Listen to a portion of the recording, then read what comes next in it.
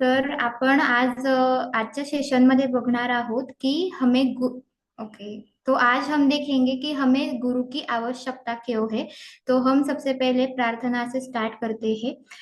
ओम नमो भगवते वासुदेवाय। ओम नमो भगवते वासुदेवाय। ओम नमो भगवते वासुदेवाय।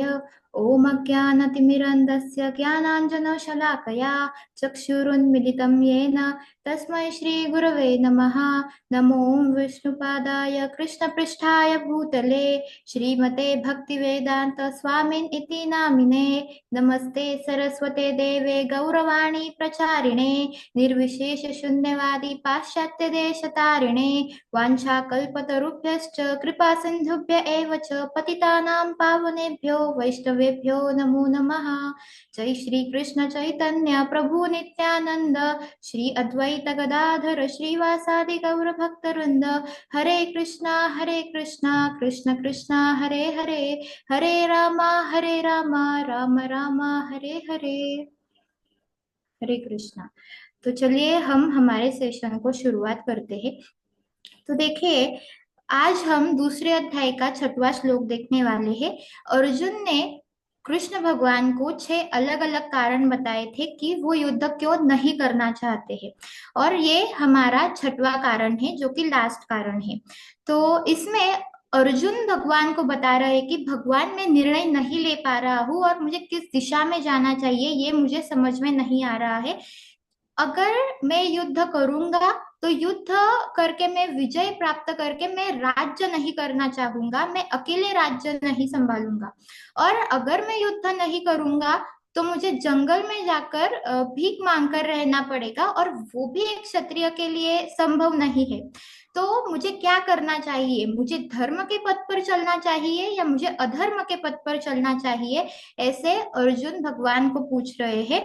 और इस तरह उनकी आंखों से अश्रु बह रहे हैं कि मुझे कुछ भी समझ में नहीं आ रहा है और मैं कंफ्यूज हो गया हूँ। तो ऐसे अर्जुन भगवान को कह रहे हैं और बोल रहे हैं। तो चलिए हम श्लोक पढ़ते हैं। श्लोक 2.6। न चैदद्विद्वं कतरन्नो गरीयो यद्वा जयम यदि वा नो जयेयुः यानेव हत्वा न जीजीविषाम स्तेव स्थितः प्रमुखे धार्तराष्ट्राः। तो देखिए, इस श्लोक में अर्जुन कह रहे हैं कि भगवान मैं नहीं जानता मेरे लिए क्या श्रेष्ठ है, मेरे लिए क्या कल्याणकारी है। यद्वा जयम यदि वानो जयेयुः, मुझे खुद जीतना चाहिए या मुझे उनको जिताना चाहिए। याने वह हत्वान जीजे विषाम, इसमें वो बोल रहे हैं कि मैं उनको मार दूंगा और मैं विजय प्राप्त कर लूंगा, लेकिन इस स्थिति में मैं जीवित नहीं रहना चाहता, मैं अकेले राज्य नहीं करना चाहता।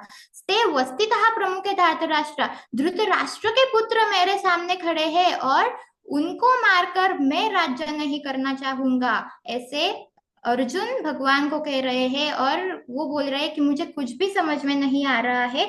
आप ही बताइए मुझे क्या करना चाहिए? मुझे धर्म के पथ पर चलना चाहिए या मुझे अधर्म के पथ पर चलना चाहिए? ऐसे वो बोल रहे हैं भगवान को। तो अब हम देखिए, अर्जुन जो है वो एक शुद्ध भक्त है, वो महान भक्त है, वो बुद्धिमानी है, सभी शास्त्रों का ज्ञान है उनको, और उनका मन और इंद्रिय इनका संयम है। और हमने ये वो जंगल में जाकर भीख मांगकर रहने के लिए भी तैयार है। और भगवान के ऊपर इनको अटूट विश्वास है कि भगवान जो भी करेंगे वो मेरे लिए मंगलमय होगा, वो मेरे लिए कल्याणकारी होगा।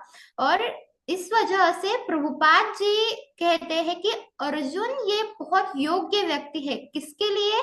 तो वो योग्य व्यक्ति है भगवान से दिव्य ज्ञान प्राप्त करने के लिए, और भगवान द्वारा मुक्ति प्रदान करने के लिए वो बहुत ही योग्य व्यक्ति है। ऐसे प्रभुपाद जी लिखते हैं। तो अर्जुन यहाँ सोच रहे हैं कि मैं धनुर्विद्या में निपुण हूँ, अनेक लोग मेरी प्रशंसा गाते हैं, लेकिन फिर भी मैं इस रणभूमि में, इस युद्ध भूमि में मैं गांडीव उठा नहीं पा रहा हूँ। अब यहाँ गांडीव क्या दर्शाता है? तो गांडीव दर्शाता है विल पावर। तो अर्जुन में अब साहस नहीं है और उनका शरीर कांप रहा है। तो वो अब यहाँ इस पॉइंट पे समझ गए हैं कि वो इस समस्या को सुलझा नहीं सकते अपने आप खुद। तो वो इसलिए भगवान को बोल रहे हैं, वो प्रार्थना कर रहे हैं कि भगवान अब आप ही मुझे बताइए मुझे किस दिशा में जाना चाहिए और मुझे किस तरह निर्णय लेना चाहिए। तो चलिए हम अभी नेक्स्ट श्लोक देखते हैं, उसमें अर्जुन क्या कहते हैं। कार्पण्य दोषोपहता स्वभावः पृच्छामि त्वां धर्म सम्मूढ़ चेतः यच्छ्रेयशान्निश्चितं ब्रूहि तन्मे शिष्यस्तेऽहं शाधिमान् त्वां प्रपन्नम्। तो देखिए इस श्लोक में अर्जुन कह रहे हैं कार्पण्य दोषो पहता स्वभाव, मुझ में एक प्रकार की कृपणता आ गई है। कृपणता मतलब कमजोरी, वीकनेस मुझ में आ गया है और उसकी वजह से दोष निर्माण हुआ है, क्योंकि उन्होंने शरीर ब्रह्म या आत्मा को वो शारीरिक स्तर पर देख रहे हैं और उसकी वजह से उनमें दोष आ गया है। अब वो बोल रहे हैं पृच्छामि, अब मैं आपको पूछ रहा हूँ, धर्म सम्मूढ़ चेता, इस मूढ़ता से आप मुझे बाहर निकालिए, इस परिस्थिति से आप मुझे बाहर निकालिए। यस श्रेय, देखिए श्रेय, इसमें प्रेयस और श्रेयस ये दो शब्द है। प्रेयस ये क्षण भंगुर हम जिसे कहते हैं, और श्रेयस, श्रेयस मतलब ये लॉन्ग टर्म के लिए होता है, लॉन्ग टर्म के लिए जो कल्याणकारी है। ब्रूही तन में, ब्रूही मतलब यहाँ वो बोल रहे हैं कि आप जो बोलेंगे कृष्ण वो मैं करने के लिए तैयार हूं, ऐसे वो बोल रहे हैं। और शिष्यस्ते हम, अब मैं आपका शिष्य हूँ, शाधि मानत्वम प्रपन्नम, मैं आपको शरणागत हूँ और आप जो बोलेंगे कृष्ण वो मैं करने के लिए तैयार हूँ, ऐसे अर्जुन यहाँ बोल रहे हैं। अब देखिए यहाँ ऐसे ही वर्णन आता है भागवतम में, एक कथा आती है जिसमें पृथु महाराज को भगवान का दर्शन प्राप्त होता है। तब भगवान पृथु महाराज को कहते हैं कि हे शुद्ध भक्त, आप बताइए कि आपको क्या चाहिए। तब पृथु महाराज कहते हैं कि नहीं नहीं भगवान, आप मेरे पिता समान है और आप जो मेरे लिए चुनेंगे वही सर्वश्रेष्ठ होगा और वही मेरे कल्याणकारी होगा और मेरे लिए वही मंगलमय होगा। तो आप ही मेरे लिए चुनिए कि मेरे लिए सबसे अच्छा क्या है। तो और वो ये भी कहते हैं कि अगर मैंने कुछ गलत चीज मांग ली तो उसकी वजह से गड़बड़ हो जाएगा, तो इसलिए आप ही मेरे लिए मांगे। तो इस वजह, तो ऐसे ही परिस्थितियां हमें अर्जुन की दिखाई दे रही है कि अर्जुन भी बोल रहे हैं कि भगवान मुझे समझ में नहीं आ रहा है क्या करना चाहिए, अब मैं आपका शिष्य हूँ और आप जो बोलेंगे वो मैं करने के लिए तैयार हूँ, ऐसे यह अर्जुन हमें बोलते हुए दिखाई दे रहे हैं। और इसमें बलदेव विद्याभूषण जी, इन्होंने शास्त्रों में लिखा है कि अर्जुन का पर्सपेक्टिव, सो वो बोलते हैं कि अर्जुन ये द्वंद्व परिस्थिति में कंफ्यूज हुए थे और उनको समझ में नहीं आ रहा था कि उन्हें युद्ध करना चाहिए या जंगल में रहकर भीख मांग कर रहना चाहिए, ऐसे बलदेव विद्याभूषण जी शास्त्रों में कहते हैं। अब हम देखते हैं श्रीधर स्वामी वो क्या कहते हैं शास्त्रों में। तो वो बताते हैं कि अगर हमारे जीवन में कुछ हमें कंफ्यूजन आए या समझ नहीं आए कि हमें क्या करना चाहिए, तो तब हमें हमारे ऊपर जो अधिकारी होते हैं, लाइक हमारे गुरु, या अब अर्जुन के केस में कृष्ण, श्री कृष्ण, तो इनका मार्गदर्शन हमें लेना चाहिए और उसके बाद ही हमें निर्णय लेना चाहिए कि हमें आगे क्या करना है। तो अब प्रभुपाद जी कहते हैं, who is the man in material perplexity, ऐसा कौन मनुष्य है जो सम्मोहित हो गया है इस वजह से। तो वो लिखते हैं कि अगर हमें नहीं पता कि आत्मा अजर है, अमर है और शरीर नश्वर है, तो हमारे जीवन में जो समस्याएं आती है, जन्म मृत्यु जरा व्याधि, तो जब ये हमारे जीवन में आती है तो हम संतुलन खो बैठते हैं और हम शांति खो बैठते हैं। तो मतलब व्यक्ति सोचता है मैं, अरे मैं बूढ़ा बूढ़ा क्यों हो गया, मेरे जीवन में ये व्याधि क्यों आई, मेरे जो नाते रिश्ते थे जो मेरे इतने प्रिय थे वो मुझसे क्यों छीन लिए गए। तो ये सब व्यक्ति सोचता है, और ऐसी परिस्थितियों में हमें हम सम्मोहित हो जाते हैं। हम रोने लगते हैं, लोट पोटते हैं जमीन पर, और कुछ लोग सुसाइड करते हैं। तो इन सब जब हमारे जीवन में, और जो चार असली समस्याएं कौन सी होती है, तो वो होती है जन्म मृत्यु जरा व्याधि। ये हमारे जीवन की समस्याएं हैं, और इनसे हमें ऊपर उठना चाहिए। अब हम ऊपर कैसे उठेंगे? तो भगवान को शरण जाकर या गीता भागवत पढ़कर हम इससे ऊपर उठ सकते हैं। और ये जो सब चीजें हैं, गीता भागवत पढ़ना या भगवान को शरण जाना, ये हम मनुष्य ही कर सकते हैं, सिर्फ ये एक जानवर नहीं कर सकते। तो जिस प्रकार आप हम देख रहे हैं इस पीपीटी में, तो यहाँ दिखाई दिया गया है कि हम गुरु के माध्यम से भगवान के और पास जा सकते हैं, और अति और प्रिय हो सकते हैं भगवान को। लेकिन अगर हम ऐसे भौतिक आसक्ति में अगर हम मोहित हो गए, तो हम अ, मतलब नरक में हमें जाना पड़ सकता है, और हमारी अधोगति होगी इस पॉइंट पे। तो और विविध समस्याओं का हमें सामना करना पड़ेगा। तो उस वजह से हमें भगवान की भक्ति में ही जुड़ना चाहिए। तो देखिए, हमें हम मनुष्यों को द्विपाद पशु बोला गया है। अब इसमें दो प्रकार के लोग होते हैं। पहले होते हैं कृपण, और दूसरे होते हैं ब्राह्मण। तो कृपण ये जो होते हैं, ये मनुष्य शरीर को दुष्क्रिय करता है। तो मतलब ये जो लोग होते हैं, ये सिर्फ खाना पीना सोना इसमें ही रहते हैं, और भगवान क्या है, आत्मा क्या है, शरीर क्या है, इसमें ये नहीं पढ़ते। और इनको मतलब ये बोलते हैं कि हमारे पास टाइम ही नहीं है, और बोलते हैं मतलब गुरु का आश्रय नहीं लेते। और जब समस्या इनके जीवन में आती है, तब ये रोने लगते हैं, और उन समस्याओं को भुलाने के लिए ये टीवी देखते हैं, या मोबाइल, या कुछ एडिक्शन इन्हें लग जाता है, या सुसाइड करते हैं। तो इस प्रकार के ये होते हैं। और ब्राह्मण जो होते हैं, वो भगवान के प्रति उनको जिज्ञासा होती है, आत्मा क्या है, शरीर क्या है, इसके प्रति उन्हें जिज्ञासा होती है। तो ये ब्राह्मण होते हैं। तो इन ये जो समस्याएं है, तो इनका मूलभूत कारण क्या है? तो वो एक स्किन डिसीज की तरह है। स्किन डिसीज मतलब त्वचा रोग की तरह है। तो हम जितना हद तक उसमें जाएंगे, अंदर जाएंगे, तो उतनी हमें उसमें पीड़ा होती जाएगी।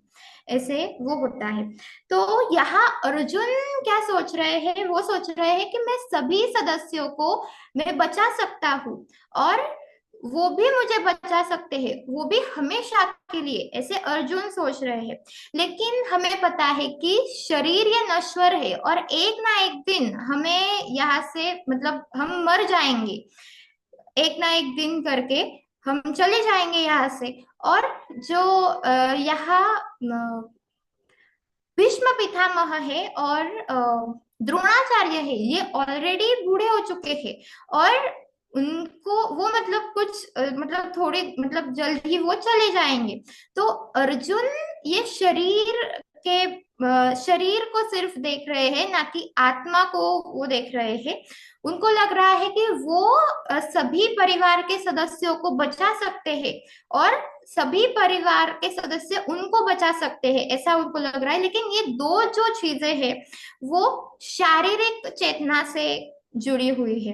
और जैसे अगर हम यहाँ देखें, तो द्रोणाचार्य और भीष्म पितामह ये अधर्म के पथ पर है इस रणभूमि में। और अगर अर्जुन इनको मारेंगे, तो इन्हें नर्क नहीं जाना पड़ेगा, और ज्यादा समस्याओं का सामना नहीं करना पड़ेगा, और इनको अगला जन्म अच्छा प्राप्त होगा, ऐसे हम यहाँ कह सकते हैं। तो जैसे हम एग्जाम्पल ले सकते हैं एक दादाजी और पोते का। दोनों में बहुत घनिष्ठ प्रेम होता है, लेकिन कुछ कारण दादाजी गुजर जाते हैं, तो पोता यह सोचता है कि अरे दादाजी क्यों चले गए, वो मेरे साथ नहीं है ऐसे। तो वो हम शारीरिक स्तर पर देख रहे हैं, ना कि आत्मा के स्तर पर। कोरोना टाइम में भी हम देख सकते हैं कि बहुत परिवार नाते रिश्ते वो बिखर गए, बहुत लोग गुजर गए। तो यहाँ पे हम ऐसे देख सकते हैं कि हम शरीर को ही सब कुछ यहाँ मान रहे हैं, और जितनी हमारी भौतिक आसक्ति होगी उतना हम दुख से पीड़ित होते जाएंगे। जैसे अर्जुन के केस में भी उसके नाते रिश्ते, दादी जी चली गई, दादाजी चले गए, माता पिता सब लोग एक एक करके चले गए। तो देखिए, एक एग्जाम्पल हम यहाँ देख सकते हैं सोप बबल का। जिससे हम पहले देखते हैं कि बहुत बड़ा सोप बबल होता है, सुंदर लगता है, आकर्षित लगता है, अगर आप अच्छे से देखेंगे तो हमें रेनबो भी उसमें दिखाई देता है। पर कुछ क्षण बाद वो फूट जाता है और डिसअपियर हो जाता है। तो उसी तरह हर कोई मनुष्य जो है वो एक दूसरे को सेवा देना चाहता है। जैसे यहाँ हम देख सकते हैं, एक माँ अपने बच्चे को सेवा देनी चाहती है, टीचर स्टूडेंट को सेवा देना चाहता है, वेटर ये गेस्ट को सेवा देने चाहते हैं।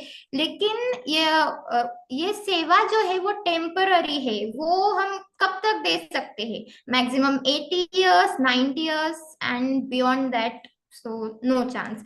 सो ऐसे है। और अगर हम देखें प्रेम, तो प्रेम भी वैसे ही है। दादा पोती दादाजी को प्रेम देना चाहते हैं, परिवार को।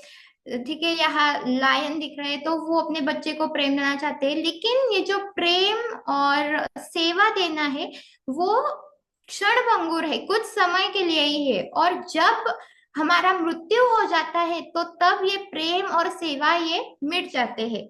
तो जैसे शास्त्र बताते हैं कि भगवत धाम में जन्म मृत्यु जरा व्याधि ये कुछ भी नहीं होता। ना वहां जन्म होता है, ना वहां मृत्यु होती है। वहां सब जो होते हैं वो सच्चिदानंद विग्रह, मतलब आध्यात्मिक शरीर होते हैं सबके। और ना वहां जन्म होता है, ना मृत्यु होती है, ना कोई बीमार होता है, ना हम बूढ़े होते हैं। तो अगर हमें वहां जाना है तो हमें भगवान का आश्रय लेना होगा, और वहां जाकर हम भगवान को मतलब प्रेममय सेवा लेना और उनको प्रेम करना, बस इतना ही वहां होता है। और वहां जो भगवान और सब जीव है वो परमानंद में होते हैं, आनंदमय स्थिति में होते हैं। ऐसी 5 स्थिति है: अन्नमय, प्राणोमय, मनोमय, विज्ञानमय और आनंदमय। सो आनंदमय में सब जीव होते हैं, परमानंद में सब जीव होते हैं। और जैसे हम देखेंगे तो भगवान और आत्मा ये शाश्वत है, और उन दोनों का संबंध भी जो है वो भी शाश्वत होता है। तो अगर हम देखेंगे, अगर आप कृष्ण को जैसे हम तो यहाँ शाश्वत संबंध होता है दोनों का। और अगर हम यहाँ देखेंगे तो देखिए, यशोदा माता और इन्होंने भगवान को बेटा माना, तो ये संबंध अब हमेशा के लिए वो शाश्वत रहेगा। जैसे अर्जुन ने भगवान को मित्र माना, तो आप भी अगर भगवान को मित्र मानेंगे तो वो हमेशा के लिए शाश्वत रहेगा। और अगर आपने भगवान को प्रेमिका माना और आप प्रेयसी माना, तो वो भी हमेशा के लिए शाश्वत रहेगा, ऐसे हमारे शास्त्रों में बताया गया है। तो इसलिए अगर आप भगवान के साथ संबंध प्रस्थापित कीजिए, और उसके बाद आप अपने परिवार वालों को भी बताइए कि आप भी भगवान के साथ संबंध प्रस्थापित कीजिए। क्योंकि अगर आपने अब संबंध प्रस्थापित कर लिया तो आपके मृत्यु के बाद भी वो संबंध शाश्वत रहेगा, और उसके बाद भी भगवान और आपका वो जो रिलेशन है, संबंध है, वो शाश्वत रहेगा, ऐसे हमारे शास्त्रों में बताया गया है। और जिस तरह हम भी भगवान को भूल गए हैं, और ऐसे हम भुलक्कड़ होकर भूल रहे हैं इस दुनिया में, और हमारा हर बार नया जन्म हो रहा है, हमें नए माता पिता मिल रहे हैं। जैसे आप इस पीपीटी में देख सकते हैं, ये पर्सन है, इनको एमनेसिया हो गया है, मतलब भूलने की बीमारी। तो उस वजह से ये अपने माता पिता को भूल गए हैं, और उसी तरह हम इस भौतिक जीवन में भूल गए हैं भगवान को, जो हमारे असली माता पिता है। तो ये ऐसा है। तो जो राधा कृष्ण, लक्ष्मी नारायण और सीताराम, ये जो है, ये हमारे मतलब शाश्वत कृष्ण भगवान ये हमारे लिए है। और अगर हमने एक बार इनके साथ हमारा संबंध प्रस्थापित कर लिया, तो हमें रोना नहीं पड़ेगा, क्योंकि ये जो संबंध है वो शाश्वत काल के लिए हो जाएगा इस वजह से। तो आप अभी देख सकते हैं, तो देखिए हम भूल गए हैं भगवान को और उनके प्रेम और सेवा को।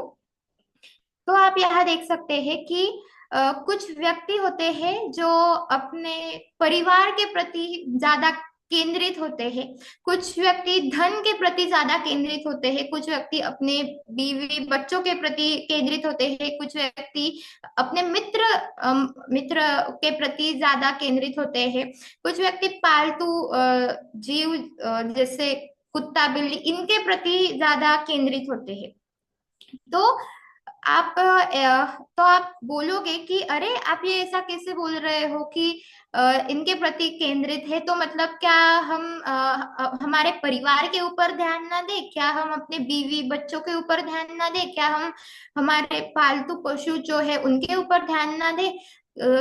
मतलब ठीक है। सो देखिए, जो अफेक्शन दिखाना है वो हमारा कर्तव्य है, लेकिन ये आपने सही बोला। पर जब तक हमें आत्मा का ज्ञान नहीं होगा, तो ये संबंध मतलब जब टूटेगा एक एक करके, तो हमें डिप्रेशन आएगा। कुछ लोगों का हार्ट अटैक है, बहुत डिसीजेस हो सकते हैं, कुछ लोग मर भी जाते हैं। तो लोट पोटते हैं, वो रोते हैं। तो भगवान बताते हैं कि ये संबंध रखना गलत नहीं है, लेकिन आत्मा, हम आत्मा का अंश है, हम भगवान का अंश है, हम आत्मा है, और जो बाकी के लोग हैं वो भी भगवान का अंश है और वो भी आत्मा है। ये हमें समझना चाहिए सबसे पहले। तो अगर हम इसे नहीं समझेंगे, तो हमारी जो भौतिक आसक्ति है उनमें हम अटके रहेंगे, और उतनी ही ज्यादा हमारी समस्याएं बढ़ती जाएगी। तो देखिए, अ, हम ज्यादा उलझन में पड़ जाएंगे, ऐसे हमारे आचार्य बोल रहे हैं। तो देखिए यहाँ हमें दिख रहा है कि धृतराष्ट्र ये अपने पुत्र दुर्योधन के प्रति बहुत ज्यादा आसक्त थे कि वही राजा बनना चाहिए, और उसकी वजह से आप देख सकते हैं पूरा महाभारत हुआ। अब आगे हम देख सकते हैं उत्तानपाद राजा, वो अपनी पत्नी के प्रति बहुत भौतिक आसक्ति में थे, और उस वजह से वो अपने पुत्र मतलब ध्रुव महाराज, इनको भी वो उनकी वजह से जंगल में जाना पड़ा। और अगर हम आगे देखेंगे कैकेयी, तो कैकेयी ये अपने पुत्र के प्रति आसक्त थी कि भरत को ही राज्य मिलना चाहिए, वही राजा बनने चाहिए, ऐसे उनको लग रहा था।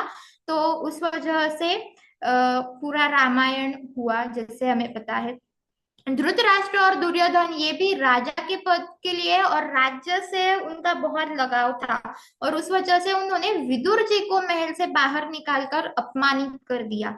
तो ये भी हम उसका एक एग्जाम्पल देख सकते हैं। और यहाँ कंस, ये भी अपने भौतिक शरीर से वो आसक्त थे। जब आकाशवाणी हुई और उन्होंने सुना कि देवकी और वसुदेव इनके पुत्र कृष्ण ये मुझे मारेंगे, तो तब उसकी वजह से आगे जो हुआ, उनको कारागृह में उन्होंने रख दिया था। तो ये ऐसे हुआ था। तो और यहाँ अब इस केस में अर्जुन का हमें जैसे दिख रहा है कि उनका रिश्तेदारों से और दोस्तों से भौतिक लगाव था, और उसकी वजह से वो बोल रहे थे कि मैं राज्य नहीं युद्ध नहीं करूंगा, और शारीरिक चेतना में रहकर वो सोच रहे थे कि मैं इनको कैसे मार सकता हूँ। और क्योंकि उनका जो आसक्ति है वो भौतिक शरीर से था। जैसे हम और देख सकते हैं कि सर्जन जो होते हैं, तो वो they don't operate on their family members, वो उनकी फैमिली मेंबर्स जो है उनका ऑपरेशन नहीं करते हैं। तो ऐसे क्यों? तो उनका उनके बच्चों से या बीवी से या रिश्तेदारों से लगाव होता है, और वो नहीं चाहते कि वो मर जाए, तो या उनकी तरफ से कुछ गलती हो जाए और उनको कुछ हो जाए, तो उस वजह से ये सब ऐसा होता है। और आसक्ति, हाँ, तो अगर हम ये पहले जानेंगे कि मैं हम आत्मा है और हम शरीर नहीं है। देखिए, आत्मा ये अजर और अमर होता है और शरीर जो होता है ये नश्वर होता है। तो उस तो तब हम कृष्ण भावना भावित होंगे, ऐसा हम बोल सकते हैं, और हम परिपक्वता को प्राप्त करेंगे। तो इसमें अब ये एक एग्जाम्पल यहाँ दिया गया है, देखिए। फर्स्ट पिक्चर में आप अगर देखोगे तो जो माँ है उस लड़के की, और पत्नी है, तो वो झगड़ा कर रहे हैं। तो दूसरी में उन्होंने बताया गया है, वो मतलब बता रही है कि इसने ये गलती की ऐसे। तीसरे में वो हस्बैंड उसकी पत्नी को कंसोल कर रहा है कि लाइक कंसोल कर रहा है। और फोर्थ में फिर उनका झगड़ा हो रहा है। तो देखिए, अगर हम यहाँ देखेंगे कि कैसे इसको शांत किया जाए, तो यहाँ हमें परिपक्वता की जरूरत है। अब ये कैसे लाए, तो हम गीता भागवत पढ़ सकते हैं, भजन कर सकते हैं। उसकी वजह से हम हम समझेंगे कि शरीर है वो नश्वर है और आत्मा ये अजर और अमर है। तो ऐसे नहीं होगा। तो इस वजह से इस दुनिया में हम जो भी संबंध दिखाते हैं, तो वो क्षण भंगुर होते हैं। और इसका मतलब ऐसे नहीं है कि हमें प्रेम नहीं दिखाना चाहिए और प्रेम नहीं बताना चाहिए, पर हम ऐसे समझना चाहिए हमें कि हम सभी जो है ये भगवान के अंश है और हम सब आत्मा है ऐसे। तो हम सबको भगवान के धाम की ओर वो ले जाएगा।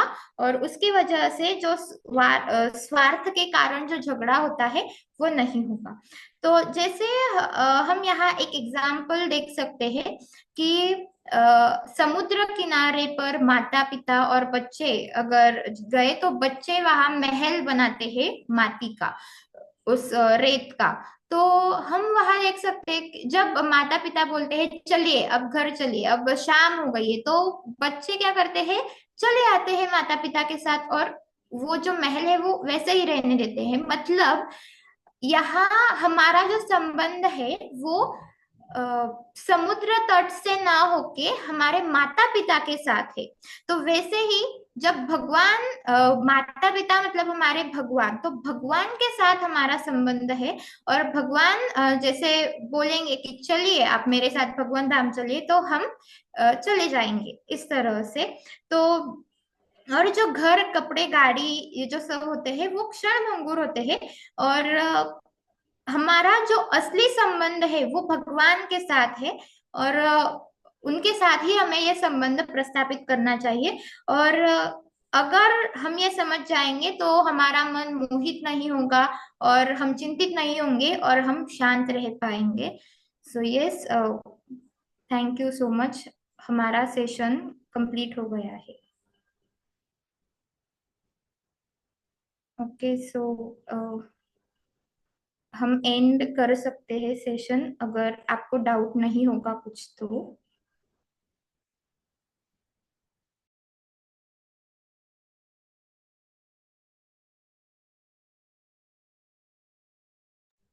ओके, ठीक है किसी सृष्टि, को कोई end डाउट है? का है।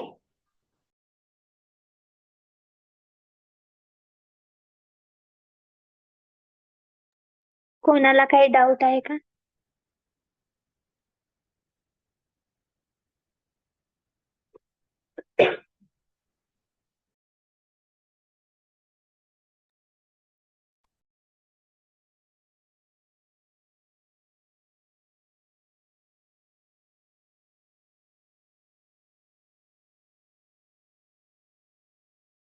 ओके, ठीक आहे सृष्टी, एंड करून दे मग सेशन। ओके. हरे कृष्णा एवरीवन. हरे कृष्णा।